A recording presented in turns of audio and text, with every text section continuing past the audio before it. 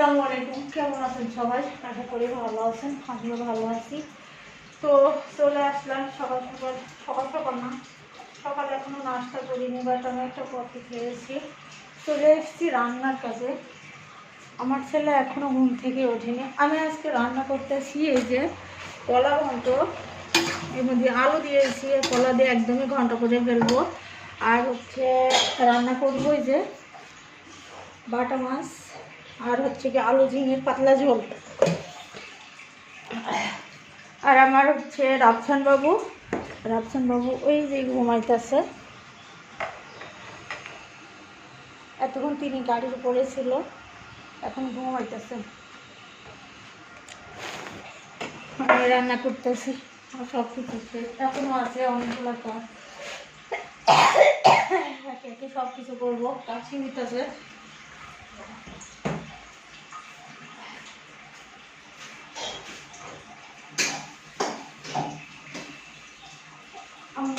সিদ্ধ হয়ে গেছে, আমি এখন হচ্ছে কলাটা মানে যে ইয়ে করবো, ভাজি করে দিব।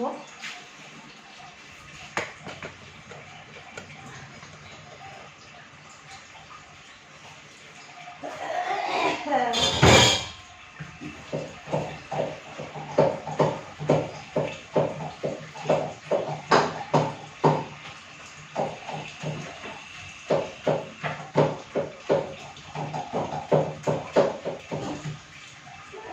একটু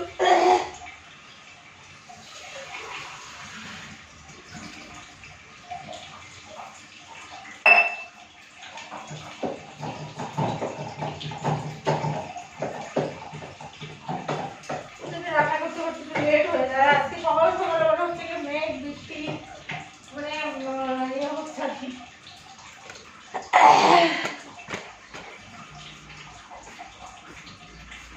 মেঘ উঠতেছে।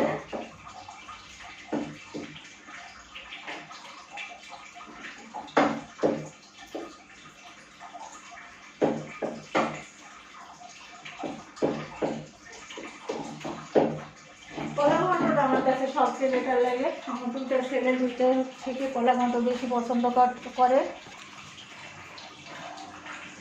আমার বড় ছেলেটা কলা ঘন্ট খুব পছন্দ করতো। কলা ঘন্ট বলতে কি এই যে নিরামিষ তরকারি এটা বেশি পছন্দ করতো, ঘাটি ঘুটি এইগুলা ওরা বেশি পছন্দ করতো, এবং আমিও করি, আমি করি না তা নয়, আমার তো ভালো লাগে। তো আজকে এইগুলো রান্না করতে আসলাম যে একটু কলা ঘন্ট করবো, আর হচ্ছে ঝিঙা আর হচ্ছে বাটা মাছের হচ্ছে পাতলা ঝোল করবো।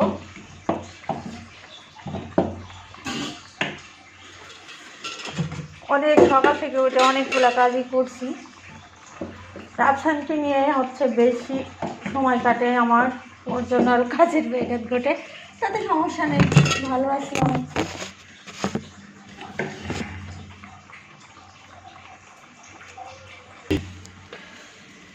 আধা ঘন্টা পর আমার হয়ে গেছে। আমি এখন একটু তেলে এটা বাগার দিব কলাতে।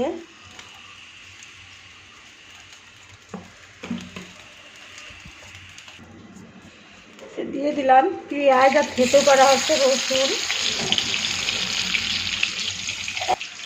এই সঙ্গে দিয়ে দিব আমি একটু জিরে, গোটা জিরে দিয়ে দিব একটু তেলের উপরে, তাহলে এখান থেকে অনেক বাসনা করে ভালো লাগবে, ফ্লেভারটা অনেক ভালো হবে।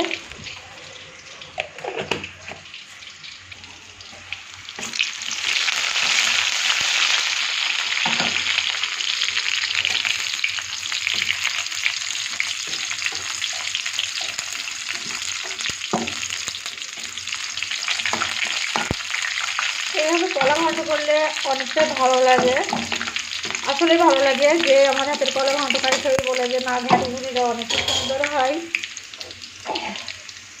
এবার একটু জালটা কমিয়ে দিলাম যাতে করে তেলে আগুন না লেগে যায়।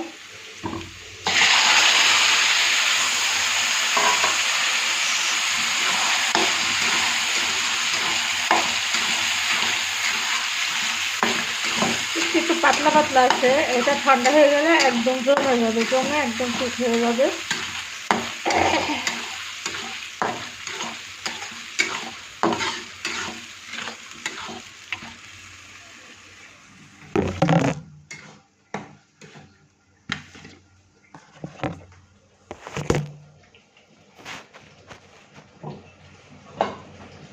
হয়ে গেছে অলরেডি। আমি তরকারিটা দিয়ে নিলাম, ভাত ছড়াবো, মাছ ধোলা একটু দিয়ে দেবো, নিয়ে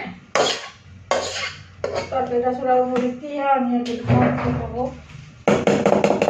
বাইরে অনেক মেঘের আনাগোনা, ওয়েদারটা একদমই ভালো না, যদিও ওয়েদার রৌদ্র নাই তারপরও গরমটা ঠিকই আছে।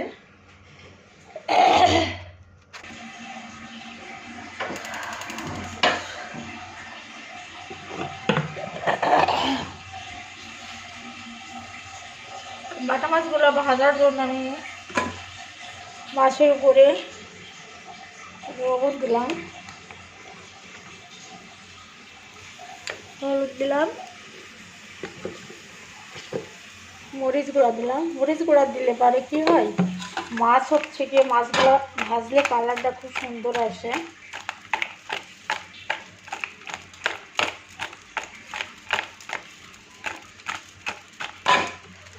এবার আমি কড়াইতে মাছ ভাজার জন্য তেল দিয়ে নিলাম।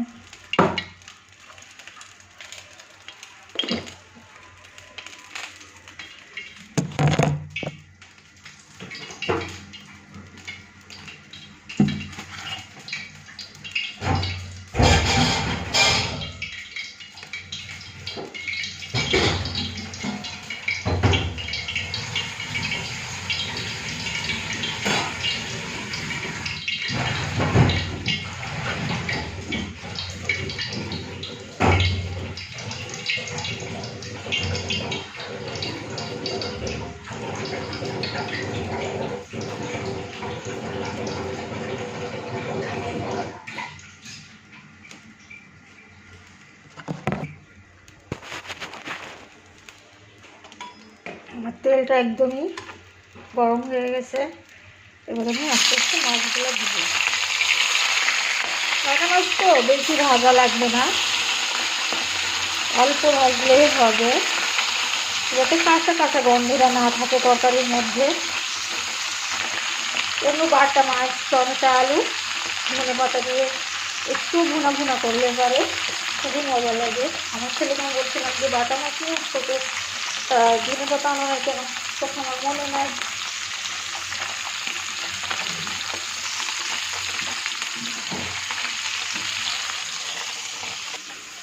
এর মধ্যে আমি ধুয়ে নিয়েছি ভালো করে,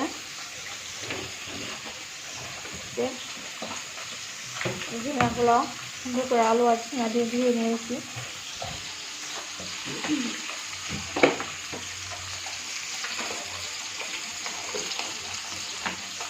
বাচ্চা নিয়ে কাজ করা অনেক ঝামেলা, অনেকটা কখন ঘুমাবে এই কাজটা করবো। যদি মনে হয় যে একটু খেলুক 2 মিনিট খেলুক, একটা থালা দিয়ে খেয়েও মনে হয় অনেকটা, একটা থালা ধোয়া হয়ে গেল, আমার কাছে এটা মনে হয়। আমি সেইভাবেই কাজ করি। তারপরও বাচ্চা মানুষ তো, নিজেরও অনেকটা ঘুমের ঘাটতি হয়, অনেক সময় সকালে উঠতে দেরি হয়, ও তো উঠে পড়ে, ওরে তো আমার খাওয়ানোই লাগবে। তো তারপরেও অনেক হ্যাপি আছি আমি ওকে নিয়ে, আমার গুড লাগে। মাছগুলো আমি এই অবস্থায় হচ্ছে একটু উল্টে দিব।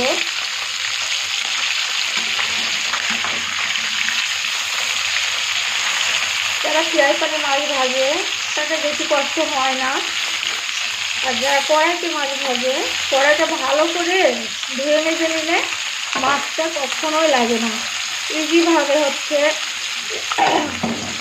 এদিক ওদিকে করা যায়। আর আমি মাছটা বেশি তো ভাজবো না, বেশি ভাজলে আবার শক্ত হয়ে যাবে, তরকারির মধ্যে মাছটা ভালো লাগে না। এভাবে আমি মাছটা উঠে নেব।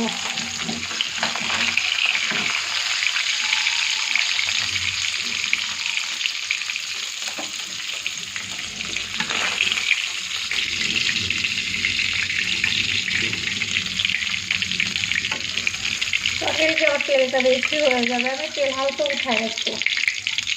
হয়তো কেউ মনে করবেন যে পিঠটা না, আসলে আমি অতটা পিঠটা না, তেলটা আমি একটু উঠিয়ে নিব, যেহেতু অত। এই যে আপনারা আমার হাতে দেখছেন না, এগুলো কিন্তু হচ্ছে কি কুমড়ার বড়ি। এগুলা কুমড়ার বড়ি, মানে যে চাল কুমড়া আর মানে কাঁচা কালাইয়ের বড়ি। এটা শীতে খেতে আরও বেশি মজা লাগে, এখনও ভালো লাগে। আমি এইগুলো দিয়ে দিব, 6টা বড়ি দিলাম। এটা আমারই খাওয়া লাগবে, আমার ছেলে খায় না। শীতের ভিতরে যখন প্রথম প্রথম দেওয়া হয় তখন একটু খাই, তাছাড়া এখনও হচ্ছে খেতেই চায় না। এই জন্য অল্প করে আমি দিই। এই আমি দিই এইগুলো হচ্ছে কি শুধু আমিই খাবো, আমার ছেলে খাবে না।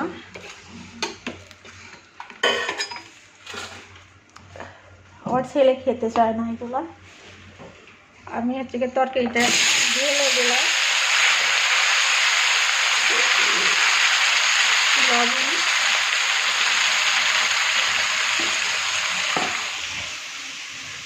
এই যে আমি মশলাগুলো আগে বেটে রেখেছিলাম, মশলাগুলো দিলাম। আর ঝিঙ্গা তরকারি কষতে গেলে পানি লাগে না, এটা দিয়ে আরও পানি দিয়ে ধরব। একটু নেড়ে আমি হচ্ছে অবশ্যই মশলা দিয়ে রেখে দিব।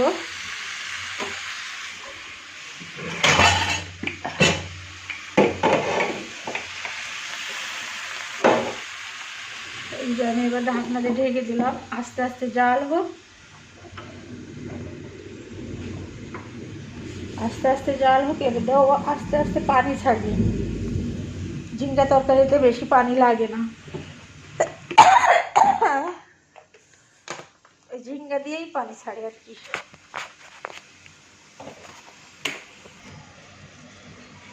এই সুযোগে আমি ভাতের চাউলটা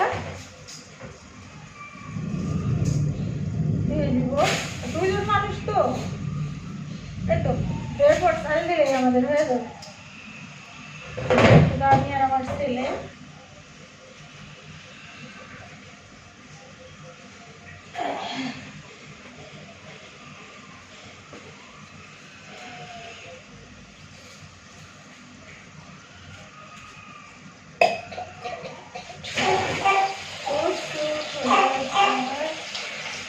রাস্তা নদীতে কাটছে, আমার রান্না ভাব যাইতেছে, ভাত ওদিকে মশলার কাজ যাইতেছে, রাস্তা হচ্ছে গিয়ে পাশি দিচ্ছে।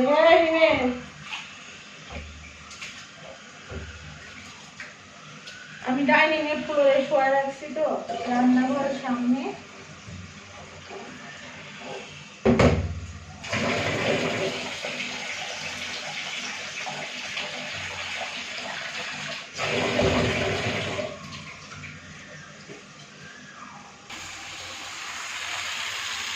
দেখছেন আমি একটু পানি দিইনি, দেখছেন ঝিঙ্গাগুলো কত সুন্দর নরম হয়ে গেছে।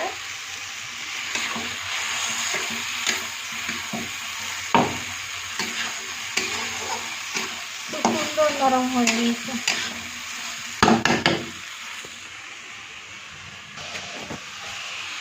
এবার আমি ঝোলের পানি দিয়ে দিব।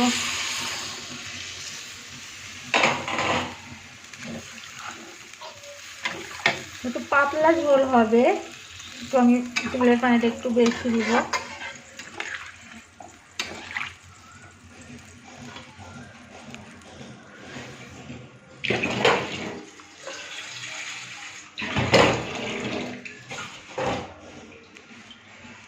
এই যে যেহেতু মাছ যাবে, এখনো বড়িগুলা যাবে, বড়িগুলা সিদ্ধ হবে এবং বড়িতে অনেকটা ঝোল টানে, এই জন্য ঝোলের পানিটা একটু বেশি দিতে হয়।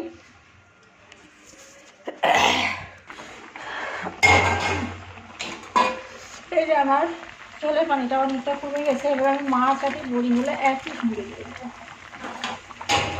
বড়িগুলো খুব তাড়াতাড়ি সিদ্ধ হয়ে যায়, আর মাছ তো তাড়াতাড়ি সিদ্ধ হয়েই যায়, এটা তো সবাই জানে। সেই জন্য একই সঙ্গে দিয়ে দিলাম, একটু জল থাকাকালীন করে। তো এটা হচ্ছে পাতলা ঝোল হচ্ছে, এই জন্য এবার আমি রান্নাঘরের গোছ গাছগুলো সব কিছু কমপ্লিট করে নিব। হয়তো পেট ঝুলে যাইতেছে আমার। এই যে আমার তরকারিটা হয়ে গিয়েছে, ঝিঙে আলু বাটা মাছের বড়ি পাতলা ঝোল। এই যে আমার বড়িগুলো ফুলে টই টম্বুর হয়ে গেছে, অবশ্যই দেখতে পাচ্ছেন। আর এই দিকে আমার রাফসাত বাবা এই যে রাফসান বাবা উঠা গড়াগড়ি করতেছে। রাফসান, রাফসান, রাফসান বাবা উঠা গড়াগড়ি করতেছে। উঠে পড়েছো তুমি? হ্যাঁ, ঘুম ভেঙে গেছে? ঘুম ভেঙে গেছে, বাবাটির ঘুম ভেঙে গেছে। আচ্ছা বন্ধুরা, তো এখানে ভিডিওটা রাখলাম। আল্লাহ হাফিজ।